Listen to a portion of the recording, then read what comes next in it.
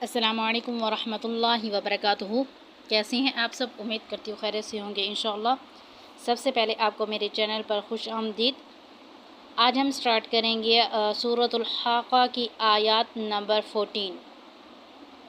اعوذ باللہ من الشیطان الرجیم، بسم اللہ الرحمن الرحیم۔ وحملت الارض، ہا کو ہم نے باریک پڑھنا ہے۔ وحملت الارض والجبال فدکتا، اس کاف کو باریک پڑھنا ہے۔ فدکتا دکتا، اب یہاں پہ غنہ کیوں کیا؟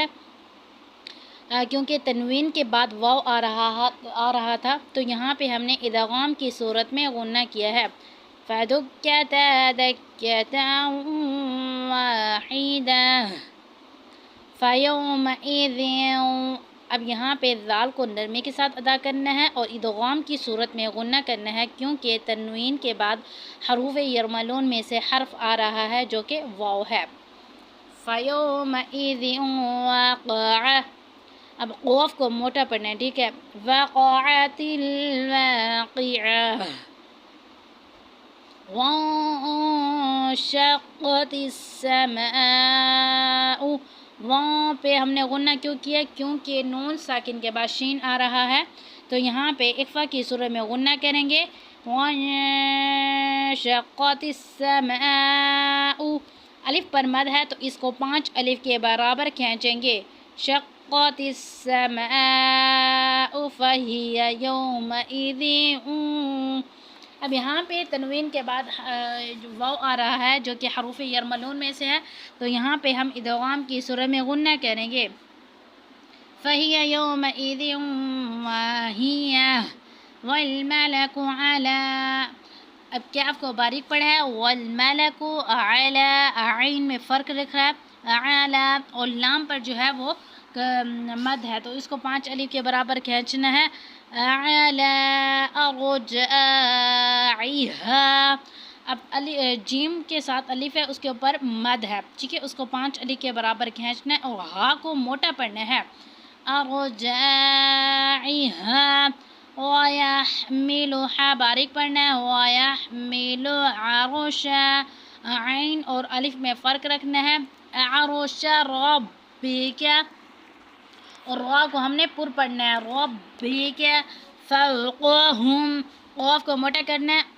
فَوْقَهُمْ يَوْمَئِذٍ، اب یہاں پہ اخفا کی صورت میں غنہ کیوں کیا؟ کیونکہ تنوین کے بعد سا آ رہا ہے جو کہ حروف اخفا میں سے ہے۔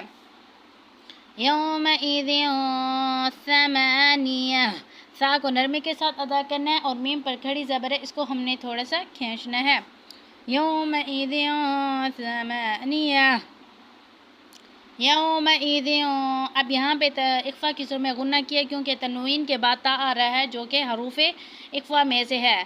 یومئذ تعرضون، الف سے پہلے زبر آ جائے تو یہ حروف مدہ میں سے ہوتے، اس کو ہم 2 الف کے برابر کھینچتے ہیں۔ تخفا، خو کو مٹا کرنا ہے۔ تخفا، فا پر کھڑی زبر ہے، اس کو تھوڑا سا کھینچا ہے۔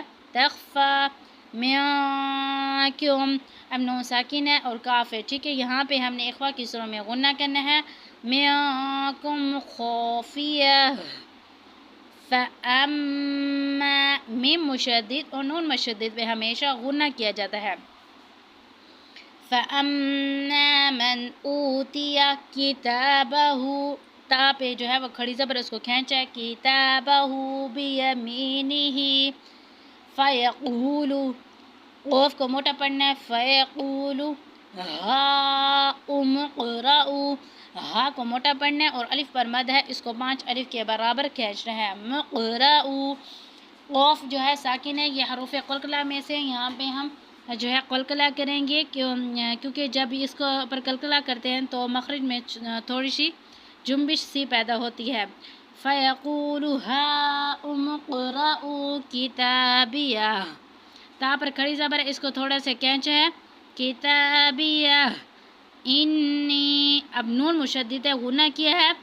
انی ظننت، یا سے پہلے زیر ہو تو یہ جو ہے حروف مدہ میں سے ہوتے ہیں، اس کو تھوڑا سے کہتے ہیں انی ظننت۔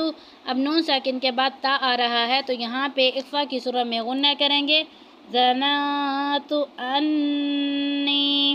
اب نون مشددہ غنہ کیا ہے، انی ملاق حسابیہ۔ لام پر کھڑی زبر ہے، اس کو کھینچے اور قوف جو ہے اس کو موٹا